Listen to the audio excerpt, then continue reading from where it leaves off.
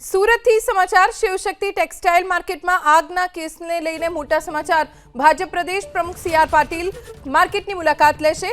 બપોરે 2 વાગે C R Patil textile market પહોંચશે। કાપડના વેપારીઓ સાથે પણ તેઓ વાતચીત કરશે। સુરત શહેર ટેક્સટાઇલ હબ છે અને અહીંયા શિવશક્તિ માર્કેટમાં 800 જેટલી દુકાનો આવેલી હતી અને મોટાભાગના વેપારીઓ કાપડના વેપારીઓ લાખો કરોડોનો માલ સામાન આગની ઘટનામાં બળીને ખાખ થઈ ગયો છે। આવા સમયે કેન્દ્રીય મંત્રી સી આર પાટીલ પહોંચશે શિવશક્તિ માર્કેટ બપોરે 2 વાગે, જ્યાં હાજર વેપારીઓ સાથે પણ તેઓ મુલાકાત કરવાના છે।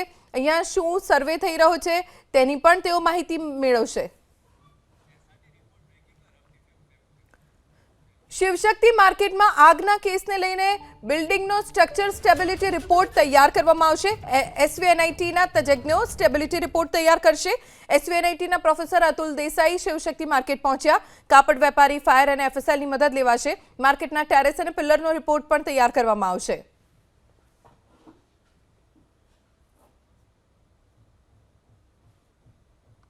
સુરત શિવશક્તિ માર્કેટમાં સ્ટ્રક્ચર સ્ટેબિલિટી રિપોર્ટ માટે અત્યારે અધિકારી આવ્યા છે। શું કહેશો સાહેબ, કયા પ્રકારે સ્ટ્રક્ચર સ્ટેબિલિટી રિપોર્ટ તપાસવામાં આવશે?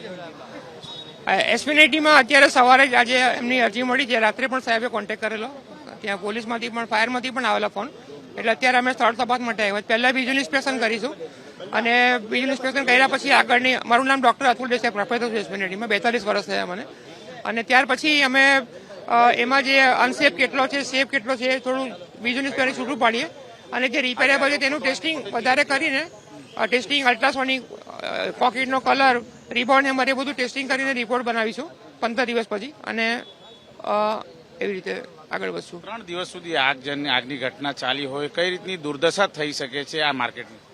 એટલે કોન્ક્રીટ આપણે 1200 ડિગ્રી સેન્ટીગ્રેડ ડિસેન્ટીગ્રેડ થઈ જાય, એટલે 1200 ડિગ્રી સેન્ટીગ્રેડ ટેમ્પરેચર પહોંચ્યું હોય તો કોન્ક્રીટ આખું ક્રશ જ થઈ જાય, સળિયા પણ મેલ્ટ થઈ જાય। સળિયાને પણ બહુ મોટી ઇફેક્ટ થતી હોય, કારણ કે આરસીસીમાં સળિયા અને થર્મલ એક્સપાન્શન કોન્ક્રીટને લોખંડનું અલગ અલગ હોય, એટલે એ પ્રમાણે ઇફેક્ટ એની થતી હોય। પણ હવે અત્યારે અંદર ગયા પછી ક્રેક પેટર્ન, અમે ક્રેક પેટર્ન જોઈએ, કોન્ક્રીટનો કલર જોઈએ, આ બધું ટેસ્ટિંગ કર્યા પછી અમે 15 દિવસમાં રિપોર્ટ બનાવીને આપશું। અમે અત્યારે હિતાવહ છે ખરું કાપડ વેપારીઓને અંદર જવું? નહીં, એટલે અંદર ગયા પછી ખબર પડે, જે સેફ છે તેમાં કહીશું કે આમાં તમે જઈ શકો, અનસેફ છે તેમાં ના પાડીશું।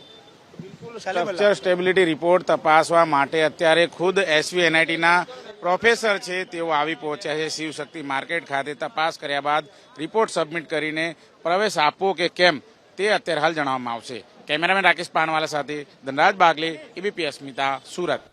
શિવશક્તિ માર્કેટમાં આગ ઉપર ફોસ્ટાના પ્રમુખે માહિતી આપી। 850 પૈકી 700 દુકાનો આગમાં ખાખ થઈ છે। 150 દુકાનોમાં સર્વે ચાલુ છે।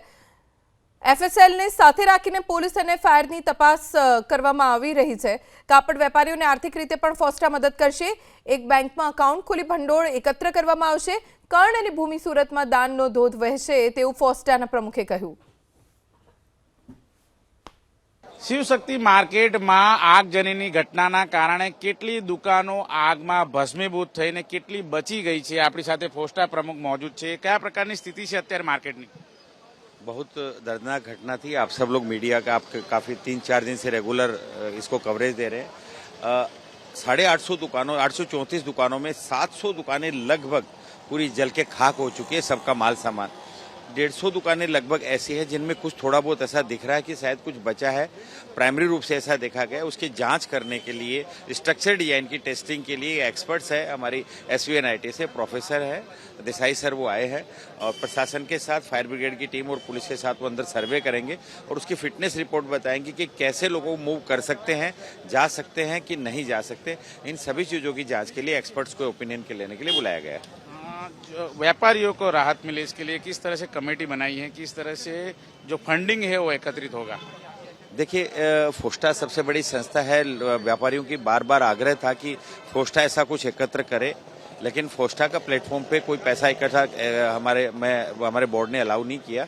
तो एक व्यापारी के अग्रणियों की एक समिति हमने बनाई और फोस्टा ने 11 लोगों की कमेटी बना दी। इसमें 4 लोग इस मार्केट के व्यापारी रहेंगे और पारदर्शिता के लिए 7 लोग मार्केट के अग्रणी अच्छे जो व्यापारी हैं और व्यापारिक संगठनों के अग्रणी लोग इसमें रहेंगे।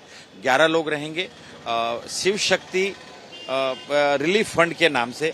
फाइनेंशियल कोऑपरेटिव बैंक में मैं आपके चैनल के माध्यम से वापस बता देना चाहता हूं, एक पर्टिकुलर एक नंबर हम लोग आपके वापस चैनल के माध्यम से, सोशल मीडिया के माध्यम से बताएंगे।